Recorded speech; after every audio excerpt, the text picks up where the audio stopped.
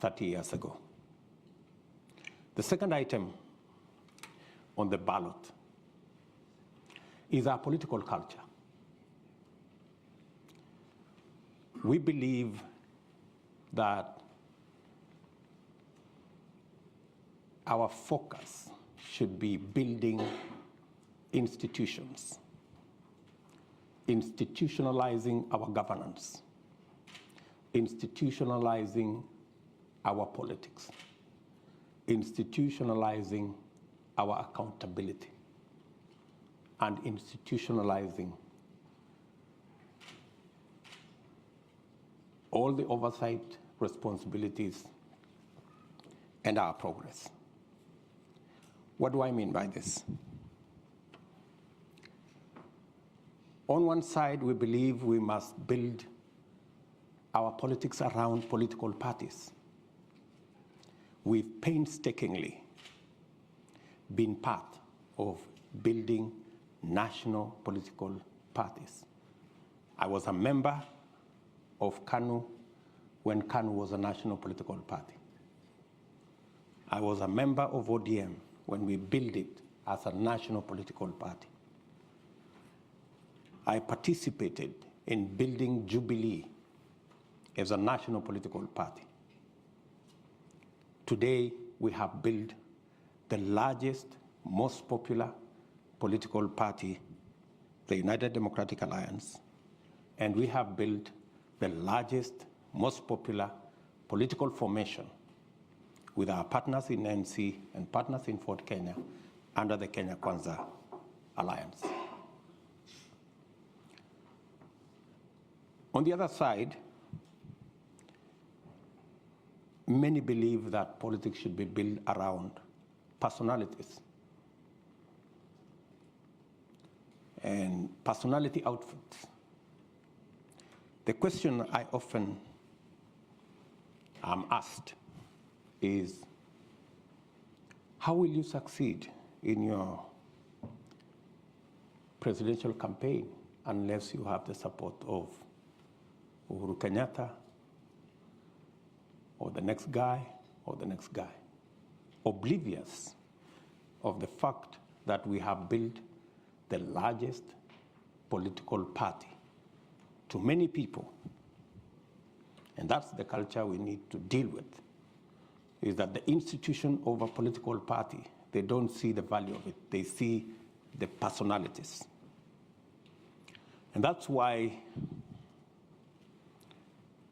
the contest in this election is, on one side, we have the team that I belong to, the team that I lead. We believe that this contest should be framed around a national political party and a national political movement rather than on personalities and individuals. Number one, we believe that we should build our politics around an accountable executive and an accountable government with clear demarcations of the opposition and the government. Our competitors on the other side seem to have blurred lines between what is government and what is the opposition. The result which you see today in Kenya, there is no government and there is no opposition. Today in Kenya, you have a mongrel of a governance system. You don't know whether it is the government that is in the opposition or the opposition is the one that is in government. Today, the leader of the opposition is a project of the system and the deep state of government.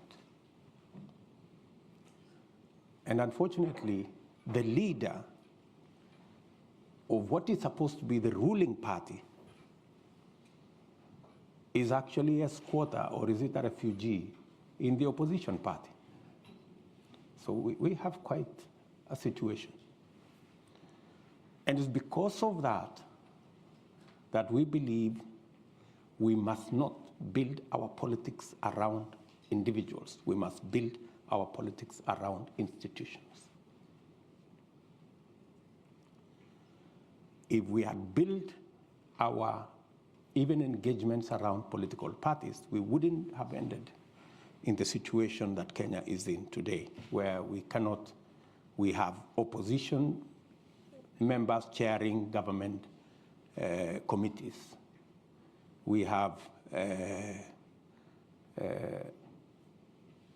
the leader of government being the foremost supporter of the leader of opposition.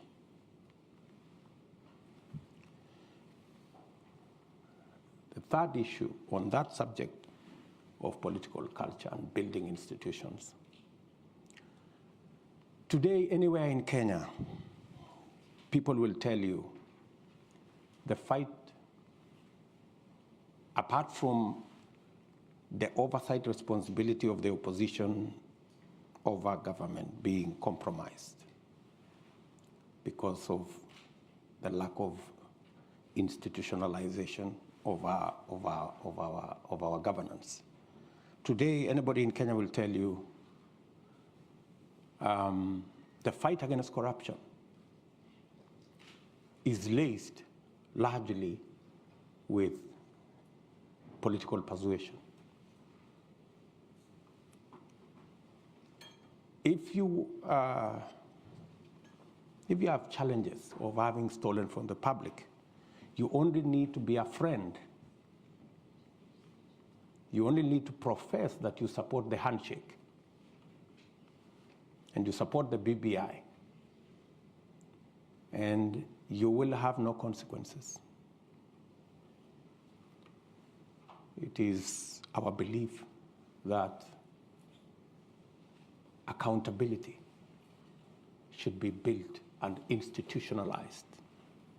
That's why we believe that the very first thing we must do in completing the implementation of the Constitution is to operationalize what the Constitution provides for, the judiciary fund, to give the judiciary the capacity, the financial independence to be able to deploy their full potential in discharging their constitutional mandate of adjudicating on disputes, dealing with matters of accountability, dealing with matters of corruption, so that corruption cases do not take 10 years because the judiciary is undercapacitated, because they do not have the resources to hire the personnel, the magistrates, the judges, the software, the hardware, to be able to discharge their responsibility. At the very first instance, it's our commitment that we must operationalize the judiciary fund and get the judiciary to do independently what they are supposed to do. The second item is the entire criminal justice system, from the DCI to the Inspector General and all the investigative authorities in between, must also be given what the Constitution says, their financial independence. Today, the IG, the Inspector General, the DCI, they run independent offices, but they depend on the office of the President for their finances. They do not have financial independence. There is a common saying, he who pays the piper calls the tune. So if somebody else is paying, that's how they decide who you go after and who you don't go after. That's how they decide If you are on this side of the political divide, there are no resources to prosecute. And if you are on this other side of the divide, there are resources to prosecute. We believe the criminal justice system should be truly independent by not just having constitutional independence, but having financial independence to discharge their responsibility. Institutions, institutionalizing the fight against corruption, institutionalizing accountability, institutionalizing oversight. That way, we will be on the trajectory of getting Kenya where we want. So, what's on the ballot? Those of us who believe we should institutionalize our politics along political party lines, institutionalize accountability by having clear separation between the opposition and government, institutionalizing the fight or accountability by making sure that the judiciary is independent, the institution of the criminal justice system is independent, not just by constitution, but financial and operational independence as well, rather than build this around personalities who then become subjective and who then become biased, and we end up in the place we should not be. Finally, in the ballot, we have driven the economy right to the heart of this contest. And we are looking at democratizing the economy of Kenya. And that is why, with our partners in ANC and Ford Kenya, we have built an economic model around this election that gives us opportunity to expand and make sure that our economic model is inclusive. Make sure that the millions of our citizens who are today locked out of the economic cycle because they have no jobs, 4 million of our young people out of school, out of college, out of university, have no jobs, and it's not going to be business as usual. How are we going to do it differently? We're going to deliberately, and I could give examples later, deliberately invest in areas that are labor intensive, that create jobs, so that we can deal with the challenge of unemployment and create inclusivity. Number two, 80% of all our business is in the space of micro, small, and medium enterprise. We believe to create economic inclusion, this category, who suffer 3 challenges. They do not have legislation to protect their business. They have challenges in the environment in which they operate. And when I say in the environment in which they operate, even huge corporates in Kenya will tell you they have a wall of licenses, 10 licenses, 15 licenses that they have to suffer before they can get their business up and running. And finally, and this is especially for the micro and small enterprises, is the whole challenge of access to credit. It is really the elephant in that space. Let me give you an example. Because of the challenge of access to credit, we have a huge problem of predatory lenders. And because of predatory lenders, today, 15 million Kenyans are blacklisted on Credit Reference Bureau. 15 million Kenyans blacklisted is actually half our working population. That tells you there is a serious problem of access to credit. Many of these micro enterprises, research shows that many of them pay as high as 1,000% per year to access credit. some 2,000%, while corporate success credit at 10%, the micro and small enterprises access credit all the way to 1,000%. It's reasonably. These are enterprises that end up making $1, $2, maybe $3 on a good day. And with just access to credit, reasonable credit, affordable credit, you can actually increase their income from $2, $3 to $6, $7. You can double their income just by making sure that we access credit. It's a challenge that we have. It's a challenge we must deal with. Inclusivity again.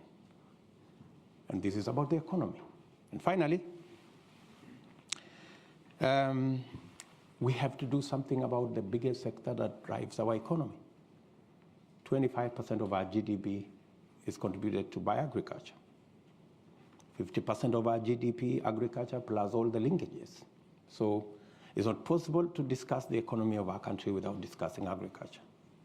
And agricultural transformation, right from interventions in seeds, interventions in fertilizer, interventions in market, interventions, getting rid of cartels, dealing with brokers, making sure that we have clear value chains. And if I give you an example, we are, for example, the largest producer of milk in the continent. We produce 5 billion liters of milk. But if you go to see our productivity, it's anywhere between 3 liters or 3 kilos and 4 kilos per cow. Same cow, same farmer, with a little bit of input on a different feed. You can actually take the same cow, same farmer, to 15 liters, 20 liters. You can triple, maybe quadruple their productivity. And we could turn around the fortunes of many, many, many in that space of agriculture. We import 180 billion shillings worth of food items into Kenya, when we have a huge farming community that can actually produce. 12 million households in Kenya are in the category that majority end up being net importers of food, yet they are farmers. We need to build the capacity, increase the productivity of these people who are already in the farms so that they can produce enough for them to eat. And with enhanced productivity, they can begin to help us manage the 180 billion import bill by supplying some of it. So that's really the trajectory I would want us to look at. So we have pushed this whole economic discussion into the equation. Our friends on the other side, maybe they will explain to you what I have heard them talk about is the old stories, the things that haven't made a difference in Kenya. And so I consider that, as I conclude, I consider that the people of Kenya have a choice that cannot be clearer. And it will determine whether we go forward as a stable, progressive, democratic, constitutional country, or we regress to what we see part of the world going. Maybe we see what's going on in Ukraine, that people are beginning to roll back democracy, go back to more authoritarianism and that kind of thing. And the people of Kenya, in my opinion, their choices are very clear. They will choose wisely, and they will choose the next government that they know can deliver prosperity going into the future and overcome their challenges. Thank you very much.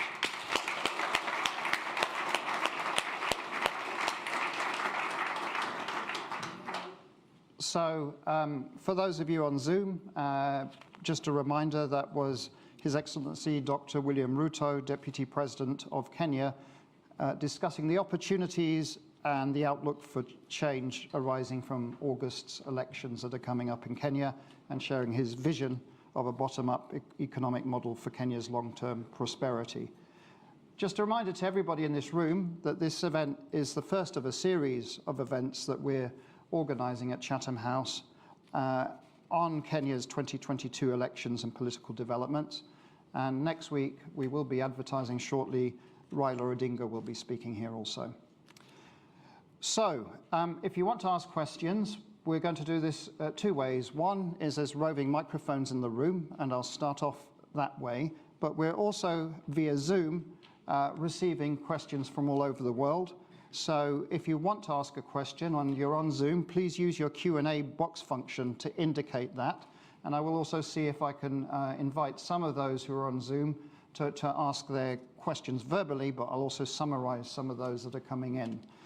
So again, we'll take 3 questions now from the hall, and the lady in the far left there, you, madam, please go ahead and ask your question.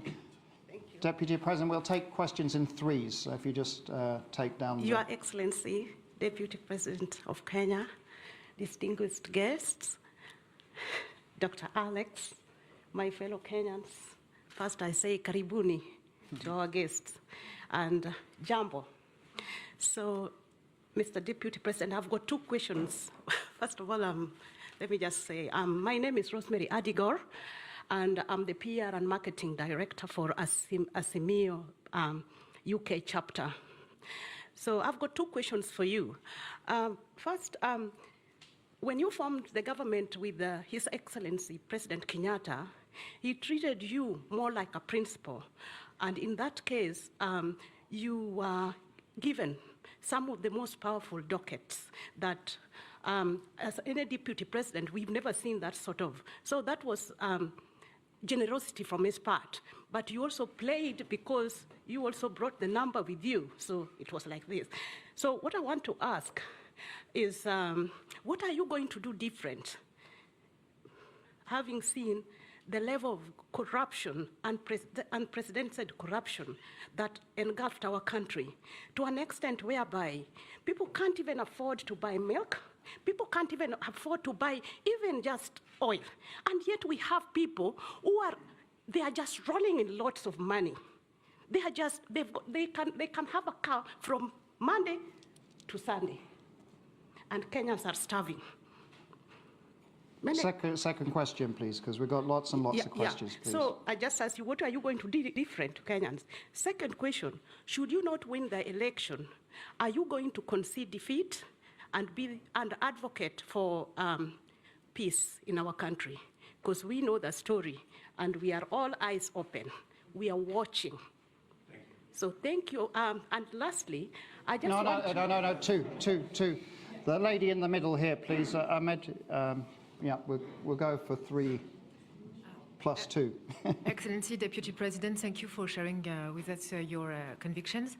I am Nashwat Megwar, Head of Political Practice at Concerto Global Public Affairs. I have 2 questions. The first one is a more political one. As we all know, on 9 August, there are many risks for a fair election. So on which tools do you rely to ensure a fair, transparent and inclusive election, and how can the international community support you this way? The second question is more economic. How can the international investors plug to your bottom-up platform vision to create employment and value in Kenya?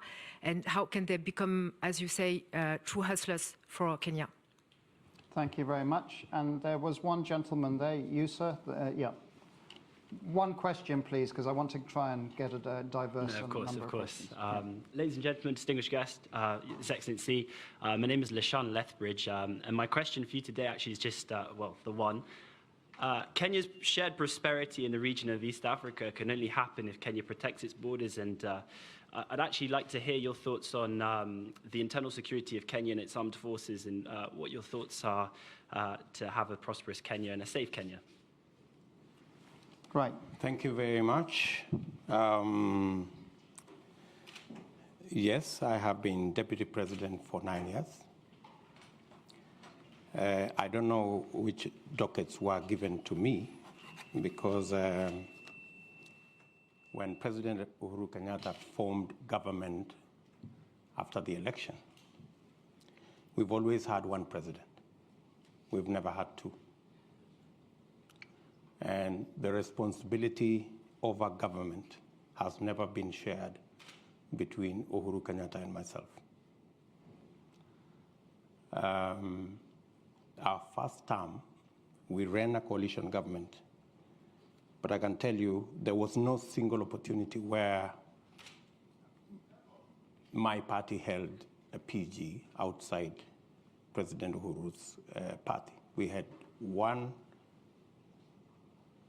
parliamentary group, one government, one program, and it was all clear.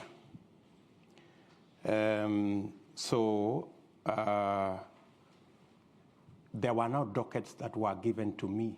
I didn't appoint no minister anywhere. Everybody was appointed by the President of Kenya. And the difference, maybe you could ask, is between our first term and our second term. In our first term, granted, I played my role as deputy president. The president assigned me many responsibilities, which I discharged with distinction from where I sit. And that is why, in our first term, we rolled out our plan to build the standard gauge railway. We have built 700 kilometers. I was part and parcel of the entire delivery plan. We set out to build 10,000 kilometers of tarmac road in Kenya. By June this year, in 3 months or so, we will have actually done 11,000 kilometers. I sat long hours with officials in government to design how that was going to happen. Same case to our TVET program. Same case to all the other programs that we delivered on our first term. And to demonstrate our success, we were re-elected in our second term with twice the margin we had been elected in 2013, clearly demonstrating that the people of Kenya were happy with our delivery. Unfortunately, in our second term, because of the political dynamics that came into play, the president told me that he wanted to do things differently. And he didn't want what had become normal in Kenya, that this was Ruto. He wanted a Uhuru. And I had a discussion, a candid discussion with him. And when he told me that's what he wanted, and he wanted to run this government because he wanted his legacy alone as the fourth president of the Republic of Kenya, I was not fussy about it, because he decided that whatever I did in the first term to coordinate the government programs, work on assignments that would consolidate our plan, he decided that he wanted somebody else to do it. And I didn't complain. So executive order number 1 came into force, establishing a different arrangement in government. And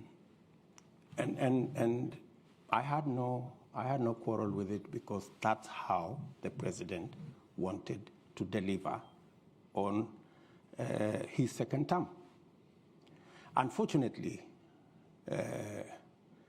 the people who the president maybe gave that responsibility failed him, because the whole Big Four plan fell apart. The housing plan never took off. the universal health coverage never took off. The whole space on agricultural transformation faltered, and we didn't see any of that plan. In fact, at some point, it forced the president to change the plan. So we went away from the original plan of Big Four. We ended up with another plan called BBI, changing the constitution, working on all the rest of it, which unfortunately again went up in smoke because it was purely unconstitutional. So how do I do things differently? If we had done things the way we had done in our first term, making sure there are clear lines between the opposition and government so that government can be held to account, so that the opposition can play its role, so that instead of the opposition being lackeys and being brokers and being the ones organizing cartels in government and participating in corruption, they should be providing oversight. You're correct. You know, Kenya is in a worse place today. There is no oversight.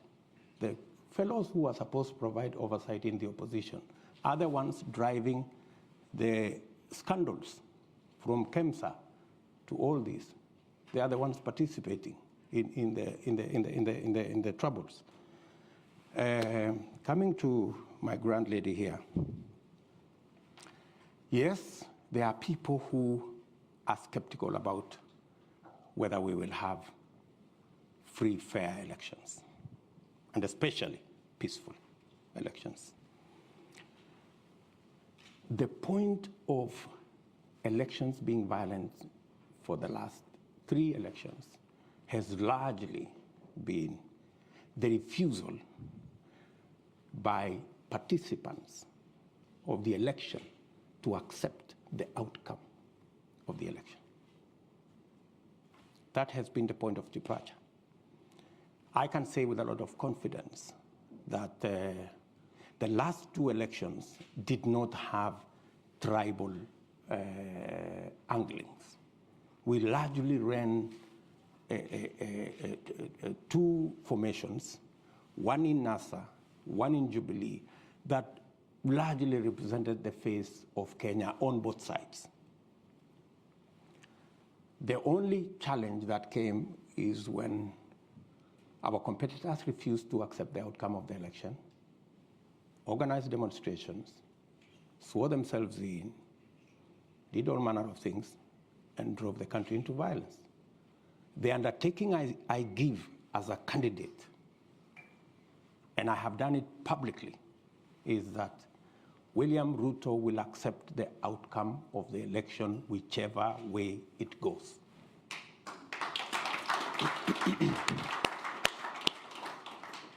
And I want all the other candidates to make the same commitment. They have not made the same commitment.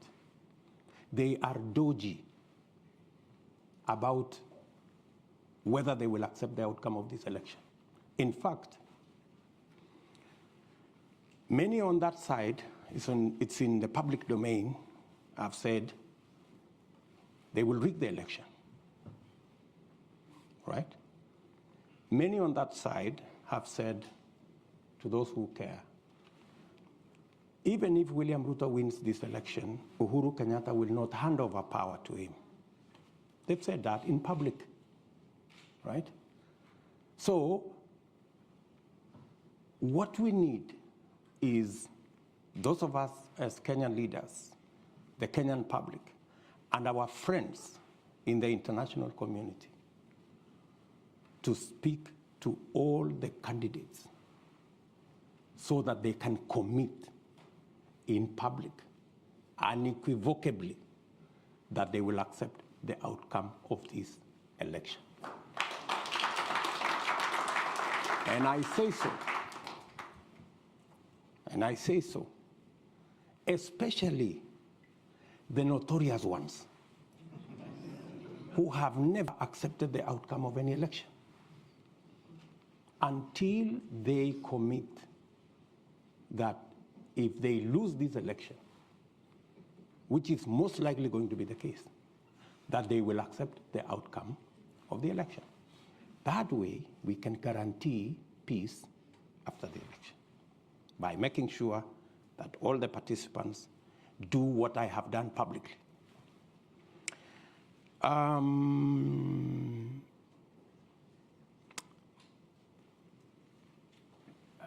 gentleman has talked about the whole security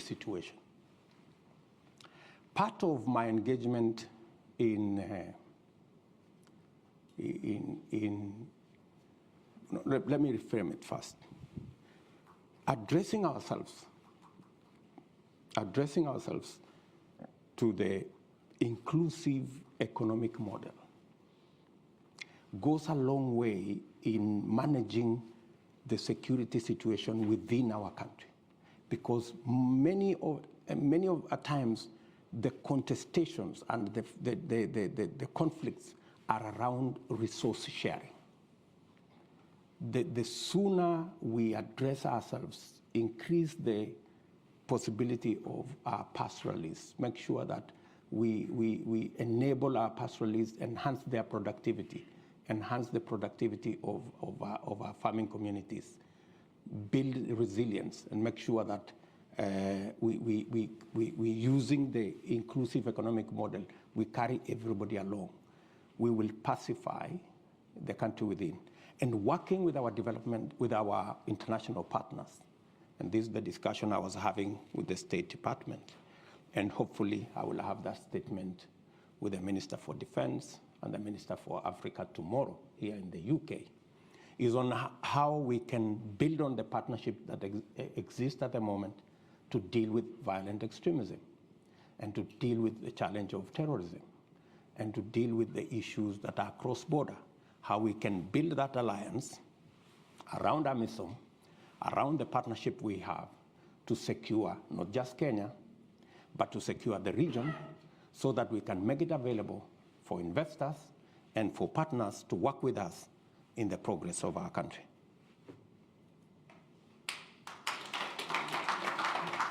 So I'm going to take some of the questions coming in from the continent and beyond. So be patient, please. We've got way too many questions here to deal with in the short time we have, but I will also overrun 10 minutes today, and I will overrun next week by 10 minutes also, so we have equity.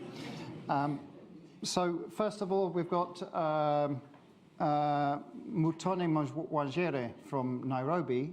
If we can, if you'd like to ask your question live, please go ahead. Mutone. Are you there? Hi, this is Mavani. Yeah, I'm here. Can you hear me? Yeah, please go ahead. We can hear you.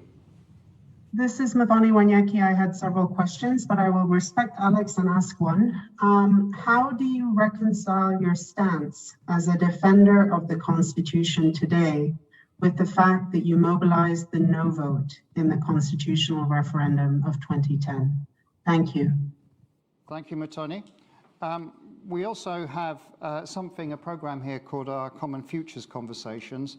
And so our next two questions will be from young members of that project. For your information, Deputy President, the Common Futures Conversations project at Chatham House is a centenary initiative. We celebrated our centenary in 2019 that uses a bespoke online platform to provide space for young people in Africa and Europe to share perspectives on key global issues and engage in policy makers. We've received many questions from them, and we've chosen two to ask their questions live to you. So first of all, I'd like to invite Salome Nuzuku to ask the question. Salome, please go ahead. Thank you for the opportunity to ask this question. My name is Salome Nyanzuki. I am a founding member of the Common Futures Conversations community and also a Chatham House Youth Advisory panelist. Currently, I work at the Ministry of Foreign Affairs here in Kenya. Excellency Deputy President, how will you tackle violence against women, safeguard women's rights, and promote gender equality if elected as the 5th president of Kenya? Thank you. Thank you very much. And then the second question is from Daniel Orogo. Daniel, please go ahead. Hello, my name is Daniel Orogo. I am from Nairobi, Kenya. I am a member of the Chatham Future Conversation program, and I am a panelist in the political governance. Your Excellency, the Deputy President, President Kenyatta has admitted severally in different platforms that there is nothing he can do to fight corruption.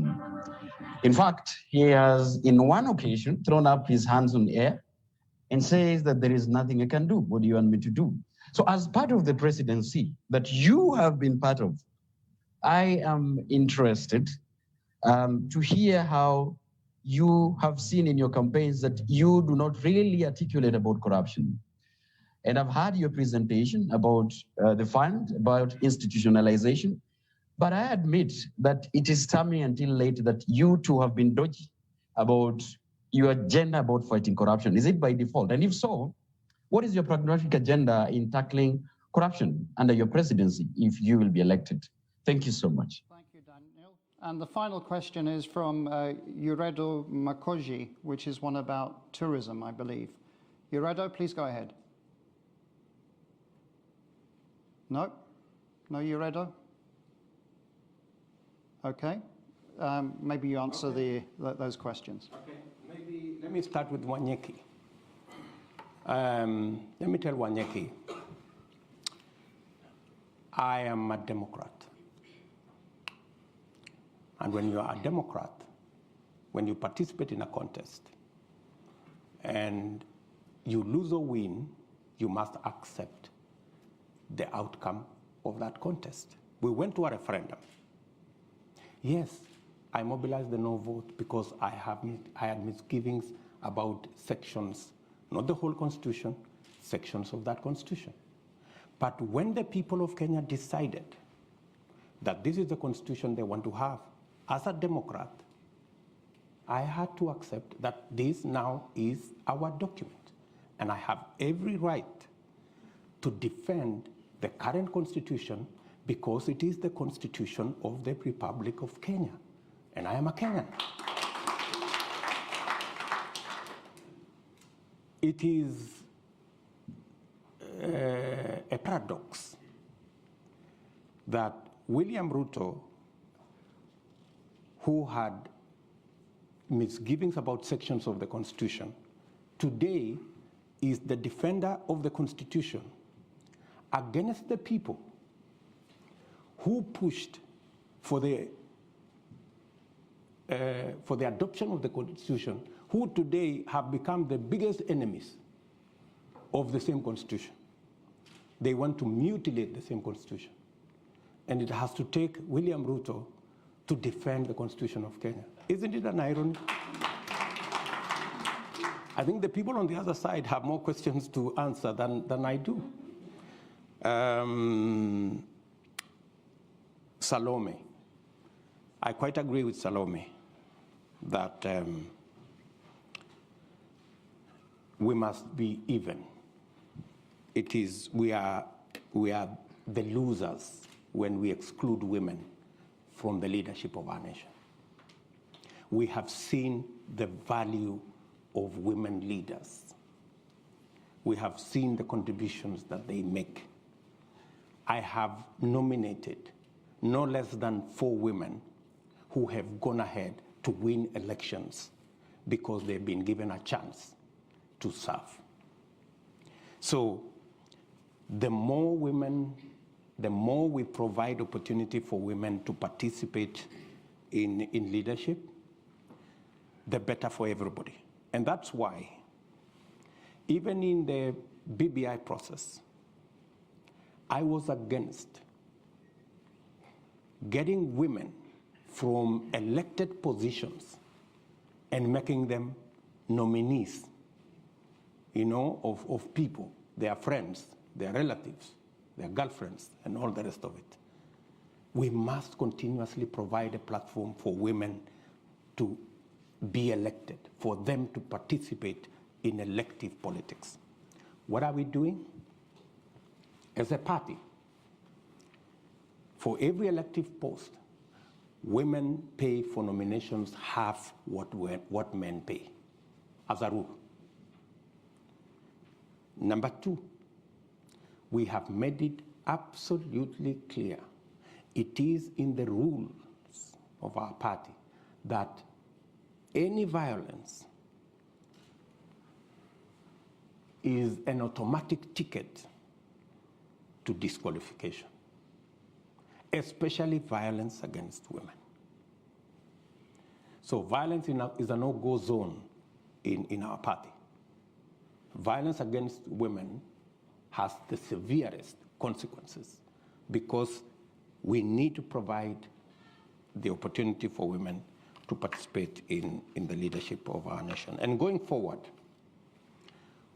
we will support the affirmative action components that ensures that representation progressively until we have parity on matters to do with gender becomes our part of our equation until we get everybody the opportunity to be elected.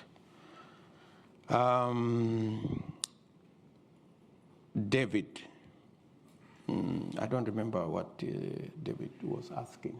Can you remind me, David? Corruption. Yes, good. David was asking about the subject of corruption.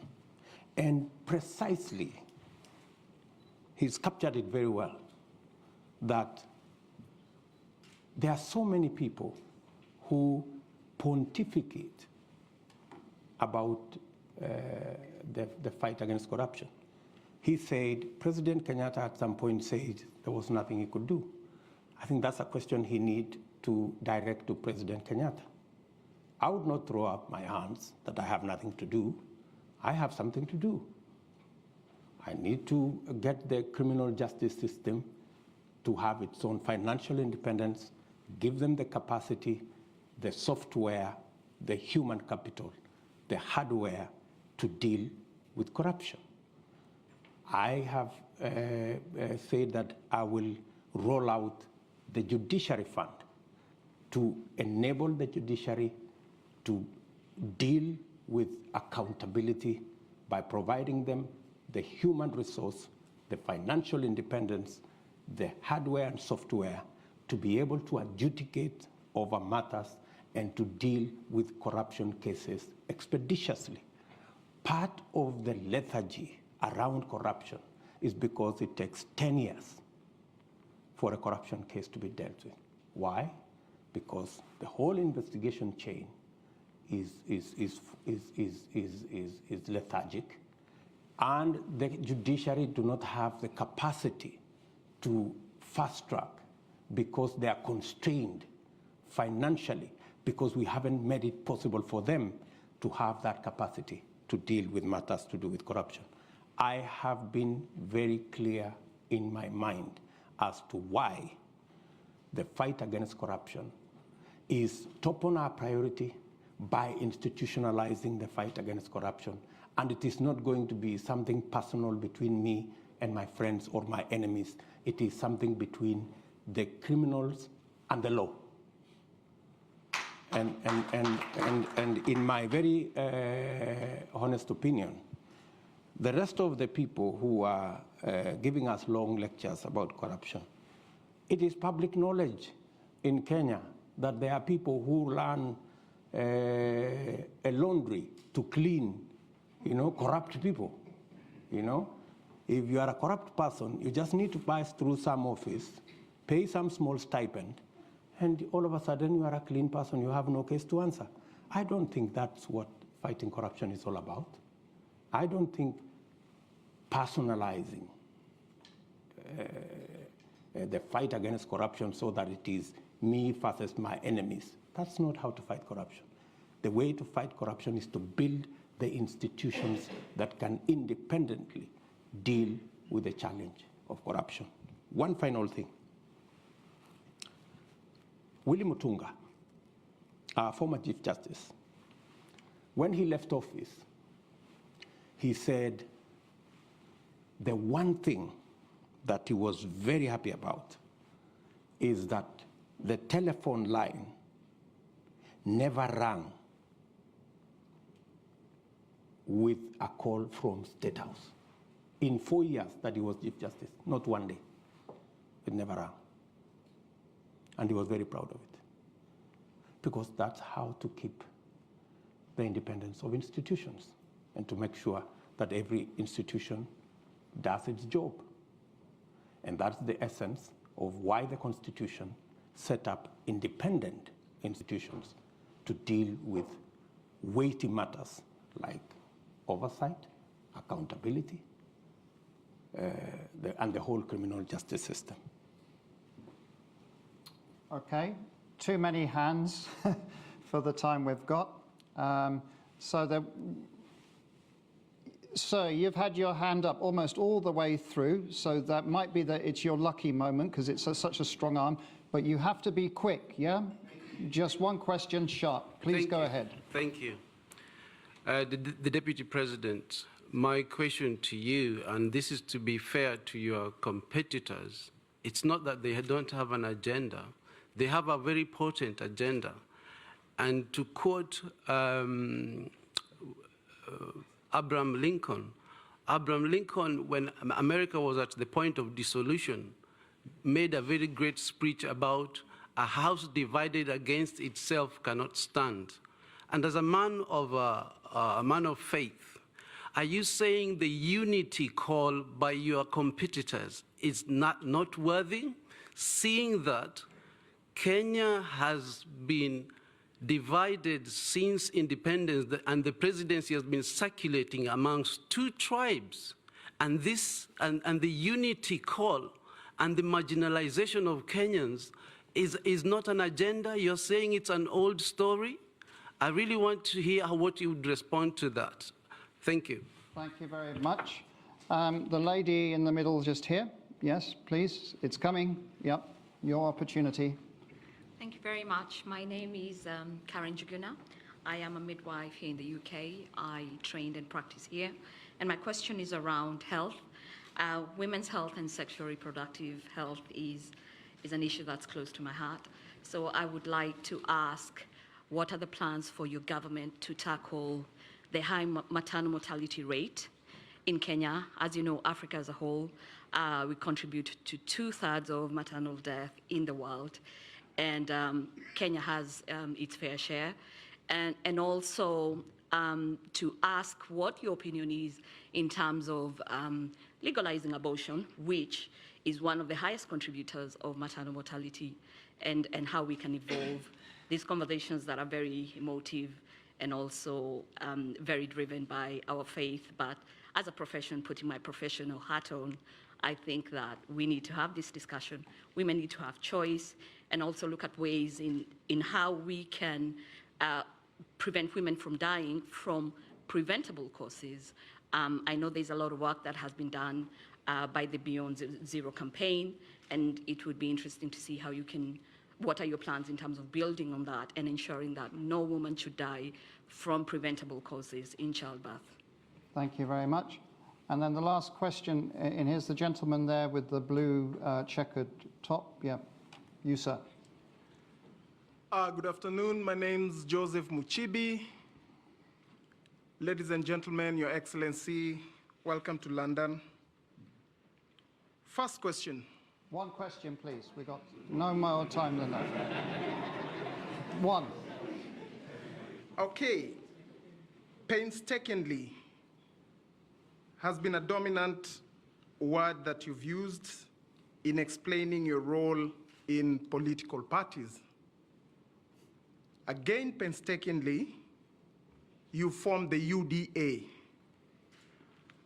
Political parties, ideally, are supposed to be the forum upon which public participation is effected for real politics to make sense. I feel for you,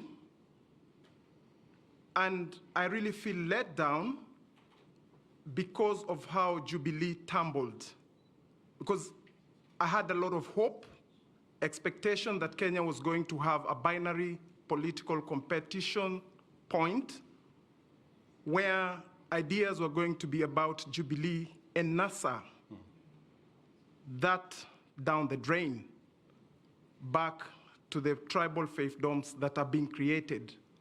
Now the question is, you are on record as having formed or led the United Republican Party, URP.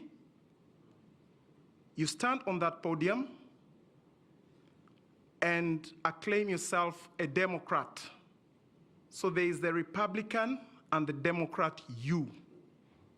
So now, Republican basically comes from republic, we the people.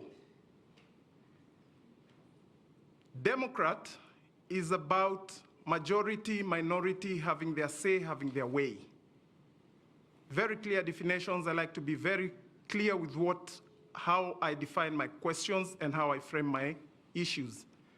Now, the problem in Kenya is, or as it is, the parties as we have them are operating at the behest of the political leaders, briefcase parties, owners of parties. People do not have, because recently in one of the NDCs, a list came and names were mentioned and the question was put to the floor, yes, nays, yes, have their day, elections. Really? So now what commitment do we have from you that the party you're forming, the UDA, will be about elections and not people serving at your behest? Then, Mr. Sorry, Your Excellency. sorry. That's enough. We don't have any more time. No way. Yeah, okay. Deputy President, I've just got a few cluster of questions here, which I'm just going to summarize. Why don't I answer these ones first, and then you okay, and then we'll have that. So go ahead, okay. And then we'll do one final round. we can meet later. My good brother, I didn't get his name at the back, says, am I dismissing the calls of unity? By no means, no, I'm not dismissing the calls of unity. I just want a bit of honesty and decency around those calls. When we went and we were told that we were having the handshake and it was about the unity of the country, it never turned out that it was a conspiracy. It wasn't genuine. You know, what happened? There was no unity. There was no building bridge. There was nothing. What happened? The handshake destroyed Jubilee, the ruling party. The handshake destroyed NASA, the opposition coalition. The handshake destroyed our Big Four plan. We couldn't implement it. The handshake destroyed government as we knew it. There was no government, there was no opposition. We ended up in a conundrum that nobody knew who was in the opposition. So, as we call for unity, is it the unity of the leaders or is it the unity of the people?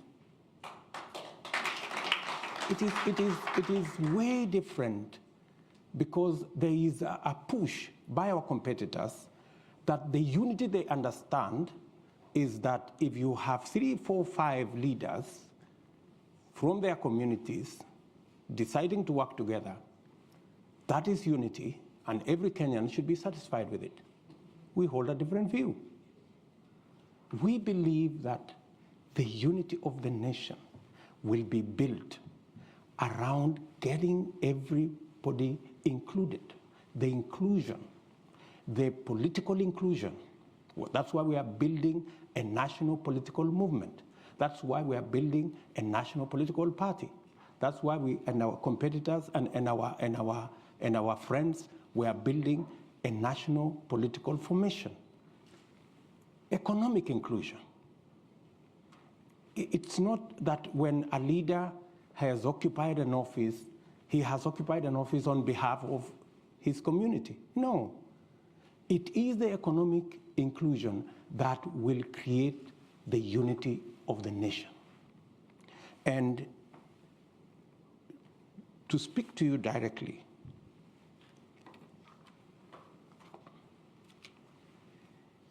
if you want to tell us today that you want us to believe you, that you are genuine about the unity of the country, you know? And you have just come from your commitment. You said, this is my commitment, this is my word as a leader. You've walked away from it. In fact, I consider the so-called unity, you know, people running away from their commitments, people running away from what they have committed to other leaders. And if you can lie, if you can cheat, if you can betray a fellow leader, what will you do to the people of Kenya? Huh? So, I mean, really, we have to be honest about this thing, you know, and that's we must speak candidly as Kenyans to these issues. Let's not gloss over big words, or, you know, unity of the country, a second liberation, Mandela moment. No, I mean, this is all nonsense. I'm sorry. I mean, we really must speak to the real issues that bring people together. Health. Health is a very big issue. In fact, it's just that he squeezed time out of me. That's one thing that is at the heart of this conversation. We had a whole program on universal health. Unfortunately, we couldn't deal with it because we ended up chasing the BBI stories and the rest of it. So, what is our plan? We managed this year, in fact, three months ago, we managed to pass the changes to the law to make it possible for us to re-engineer the whole health space and make it possible for us to get to universal health coverage that carries with it your concerns on how women access health and how the citizens of Kenya access health. We now have the law that will give us a graduated contribution mechanism where people earning 6 figures like myself can pay more, and the people down the pyramid can pay less. And it is our considered view coming from experts and complete with actuarial expertise that it is possible under the new arrangement for us to double, if not triple, the resources that will be available to manage our health under our new health program as passed by the law in Parliament. That way, we can be able to deliver health in a much more predictable, quality health in a better way. And with it, you know, when we came into office in 2013, okay, I remember, I think it was in 2015, we then said that government of Kenya will pay through National Hospital Insurance Fund for every mother who gives birth. Many women avoided going to hospital because they could not afford, but we made it possible that every child must be born with health professionals in place. And that's why significantly we have reduced maternal deaths. With our universal health coverage properly rearranged, that will scale up those interventions. On matters to do with abortion, the law is very clear in Kenya until it is changed that if the health or the well-being or the survival of the mother is in jeopardy, doctors are legally given the permission to save the life of the mother. So that the provision on where life is in danger is already captured by our law. Maybe then, unless you're talking about something much more progressive, then that's another discussion. Kenya is a democratic country.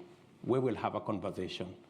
And when we get to that place where we make that decision, then we will implement it in whatever fashion that the law will provide at that point in time.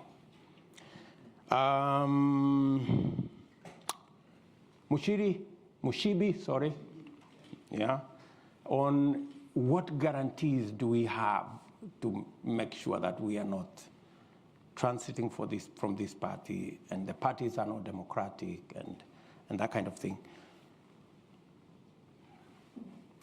I am the biggest loser when it came to the collapse of Jubilee. I had invested, the same way I see that passion in you, I had invested a lot of emotion, a lot of effort in building the Jubilee Party. Unfortunately, we tried. The members of my team who are sitting here, who are members of Jubilee, know that I was the last person to accept that we move out of Jubilee. I was the last person. They are here, they are seated in this table. I was the last person. Everybody else had come to the conclusion that Jubilee cannot be saved. We have to get out because this Jubilee has been taken hostage by people who did not want us to have a platform to be able to prosecute a national agenda.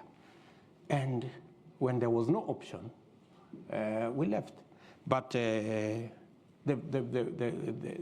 flip side is that we ended up with a much more popular party than Jubilee. We ended up with people even who were not in Jubilee joining us. Some of them from other political parties, some of them even from ODM. We even have members of ODM who are sitting in this audience today who have joined us in UDA. So that's what it is. So I quite, the same way you sympathize with me, I also sympathize with you because I could see you are a great believer in that party. We don't have any more time for questions from the audience. This is the Royal Institute of International Affairs, so there are two questions that I've got from Joel Keefe and also from Amitav. One is, if you're president, what's your position on the East African community? How are you going to get unity on it? And do you have a vision for common currency? And the second question was about what's going on in Ethiopia. How worried are you for Kenya? Those are the two questions. I have participated as Deputy President on many fora discussing what we need to do about East Africa community. We've moved it when we came into office. We've moved it several steps. In fact, today, I think the intra-trade in East Africa is about either 18 or close to 20%, making it the most progressive trading bloc in the African continent. We have provided the leadership for that to happen, eliminated barriers, requirements for people can now cross borders in East Africa using IDs. Students learning in different countries can pay fees using local currency. I think we are making that progressive. We are admitting DRC into EAC as part of building the necessary network that would enable us to do more trade. And I believe that EAC presents an opportunity for not just Kenya, but for the international community to work in the East Africa arrangement and access opportunities from any of the countries into the East African region. I also see EAC as a building block to Africa Continental Free Trade Area.